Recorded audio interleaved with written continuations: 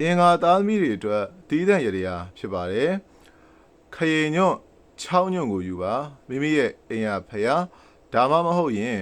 ဂျိုရှိခွင်ကိုသွားပါမိမိရဲ့မွေးနံတောင်ကိုသွားပါအဲ့ဒီအင်္ဂါမွေးနံတောင်မှာခရေညွန့်6ညွန့်ကိုလှူပြီးတော့မိမိဖြစ်လို့တဲ့ကိစ္စကိုအဋိဌံပြုဆူတောင်းရမှာပဲဖြစ်ပါတယ်ခင်ဗျာ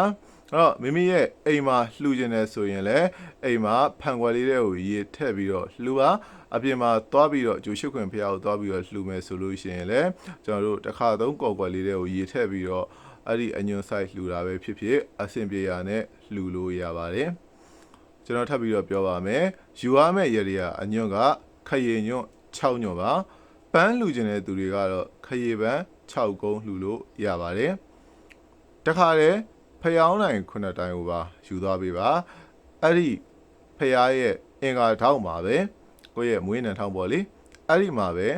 ဖျောင်းနိုင်9တိုင်းကိုတခါလေမီးညှိပြီးတော့ပူဇော်ခဲ့ပေးပါခင်ဗျာပြီးလို့ရှိရင်တော့မြတ်စွာဘုရားရဲ့ဂုဏ်တော်တွေကိုရည်မှန်းပြီးတော့မှဒါအာယုံပြုပြီးတော့ဒါဖျားကိုပူဇော်ပါပြီးရင်တော့ကျွန်တော်တို့မေတ္တာပို့အမျှဝေပါမိမိတိတဲ့ပုံကိုယ်တွေကိုစိတ်ထဲကနေပြီးတော့အာယုံညွတ်ပြီးတော့မေတ္တာပို့အမျှဝေပေးမယ်ဆိုရင်တိတာတဲ့တိုးတက်မှုတိတာတဲ့အောင်မြင်မှုတစ်ခုခုတေချာပေါက်ရရှိပါလိမ့်မယ်ခင်ဗျာအဲ့တော့ကျွန်တော်ရေရာလေးကိုသဘောကျတယ်အဆင်ပြေတယ်ဆိုလို့ရှိရင် comment မှာ yes လို့မှန်းခဲ့ပြီပါနောက်ဗီဒီယိုတွေတွေ့အောင်လဲကျွန်တော်ရဲ့ account လေးကို follow လုပ်ခဲ့လို့ရပါတယ်ခင်ဗျာကျွန်တော်ဆရာလုံးဦးဆက်ပါ